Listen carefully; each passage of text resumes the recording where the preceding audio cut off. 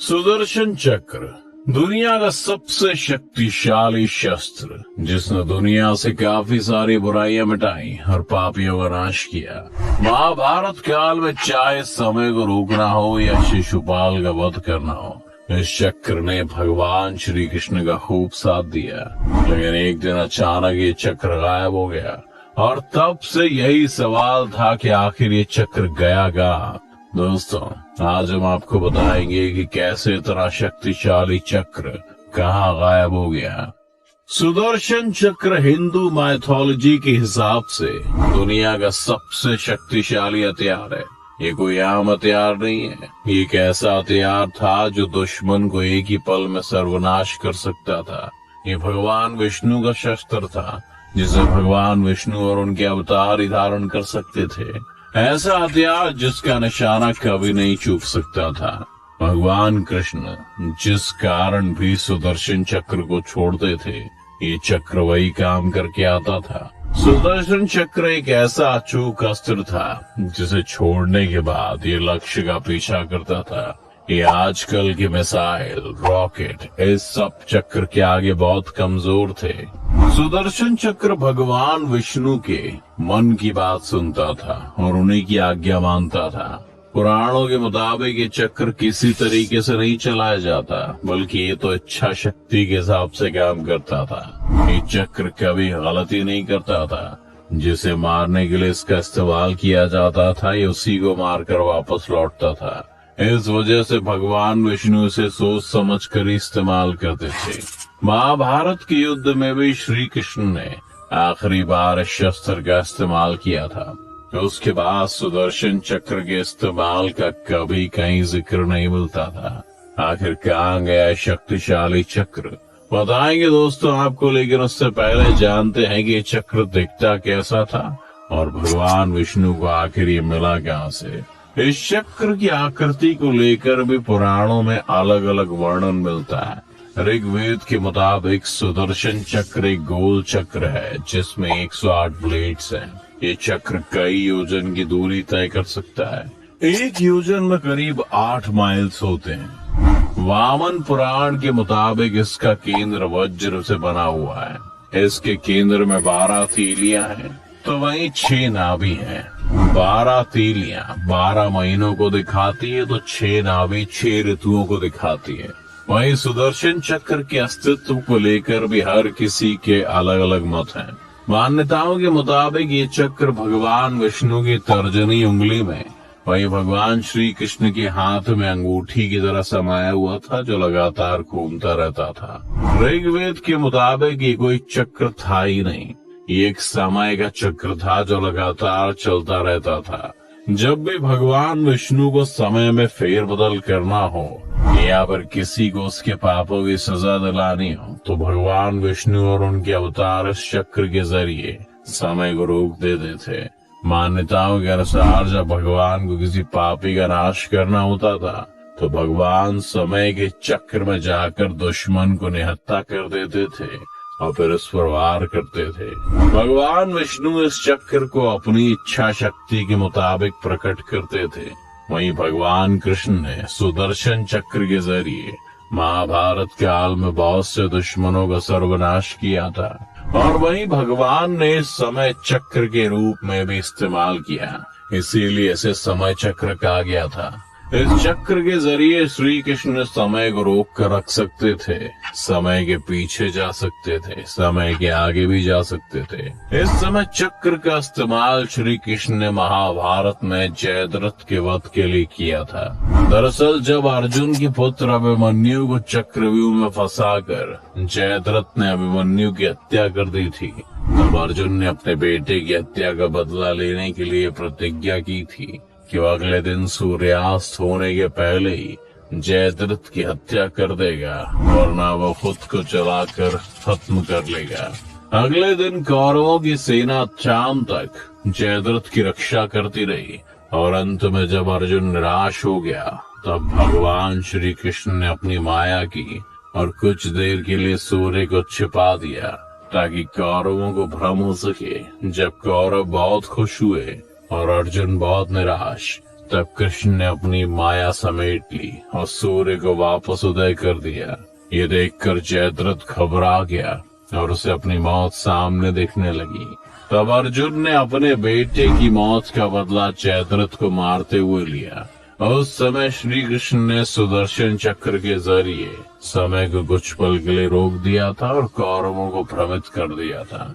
इसके अलावा जब अर्जुन युद्ध से घबराए हुए थे और वो युद्ध में भाग नहीं लेना चाहते थे और दुखी थे, तब उनको उनके कर्तव्य का ज्ञान कराने के लिए श्री कृष्ण ने उन्हें गीता का उपदेश दिया था।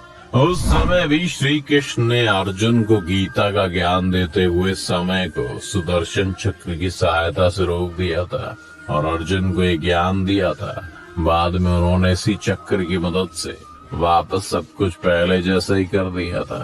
दोस्तों, इन्हीं सब बातों को लेकर लोगों के अलग अलग मत हैं। कुछ का कहना था कि ये चक्र भौतिक हथियार था ही नहीं, ये तो बस भगवान विष्णु की इच्छा शक्ति से पैदा होता था और भगवान विष्णु इसे जिस तरह से चाहे इस्तेमाल कर सकते हैं। ये भगवान विष्णु की इच्छा शक्ति से पैदा होने के बाद हवा और आग के संयोग से अपना काम करता था। वहीं कुछ लोगों का मानना था कि सुदर्शन चक्र एक भौतिक हथियार था जो भगवान विष्णु और उनके अवतारों को ही मिलता था और सिर्फ वही से चलाने की विधि जानते थे। पौराणिक कथाओं के मुताबिक सुदर्शन चक्र की उत्पत्ति को लेकर अलग अलग कथाएं जुड़ी हुई थी। शिव पुराण के मुताबिक एक भौतिक अस्त्र ही था और ये विज्ञान के मुताबिक बहुत शक्तिशाली बनाया गया था। इस चक्र की उत्पत्ति के लिए कई सारी कथाएं फेमस हैं, पर सबसे ज्यादा प्रचलित ये कथा है कि चक्र भगवान शिव ने भगवान विष्णु को दिया था। दरअसल एक बार राक्षसों ने देवताओं का जीना दुश्वार कर दिया था। वो हर जगह लोगों को परेशान करते रहते थे और देवता ऐसी बात से दुखी थे। तब सभी देवता मिलकर भगवान विष्णु के पास गए और उनसे मदद मांगी कि वो राक्षसों को मार सके। तब भगवान विष्णु ने जब उन राक्षसों को मारने की कोशिश की, तब उन्होंने देखा कि राक्षसों के पास एक अनोखी शक्ति थी। जैसे ही वो राक्षसों को मारते, वो राक्षस खुद को ठीक कर वापस जिंदा हो जाते। तब भगवान विष्णु ने सोचा कि अब सिर्फ भगवान शिव उनकी मदद कर सकते हैं। जब भगवान विष्णु भगवान शिव की शरण में गए, लेकिन उस समय भगवान शिव साधना कर रहे थे, तब भगवान विष्णु ने उनकी साधना को भंग न करके उनकी तपस्या करने का सोचा कि कभी न कभी तो उनकी आवाज भगवान शिव तक पहुंचेगी। कई साल तक भगवान विष्णु भगवान शिव की तपस्या करते रहे।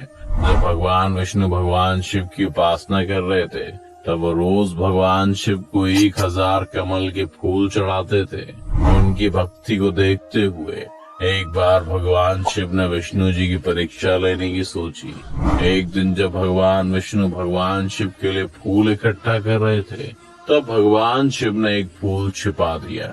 एक फूल कम पाकर भगवान विष्णु ने सोचा कि मेरी आंखें भी कमल के जैसी हैं। इस वजह से उन्होंने अपनी एक आंख फूल की जगह चढ़ा दी। ये देखकर भगवान शिव बहुत खुश हुए और उन्होंने भगवान विष्णु को सुदर्शन चक्र दिया, जो एक ही पल में किसी भी दुश्मन का सर्वनाश कर सकता था। तब से ही भगवान विष्णु के पास ये चक्र मौजूद था। सुदर्शन चक्र 2 चक्रों से मिलकर बना था, जो लगातार अलग अलग दिशाओं में घूमते रहते हैं। शिव पुराण के मुताबिक इसमें 108 नहीं बल्कि 10 लाख ब्लेड्स हैं।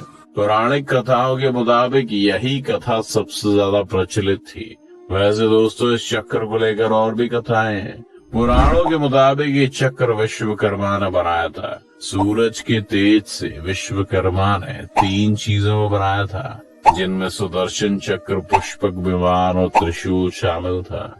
वाल्मीकि रामायण में वर्णन है कि भगवान विष्णु ने चक्रवन नाम के पहाड़ पर हायग्रीव नाम के राक्षस को मार दिया था और उससे विश्वकर्मा द्वारा बनाए गए चक्र को छीन लिया, ताकि इसका कोई गलत इस्तेमाल न कर सके।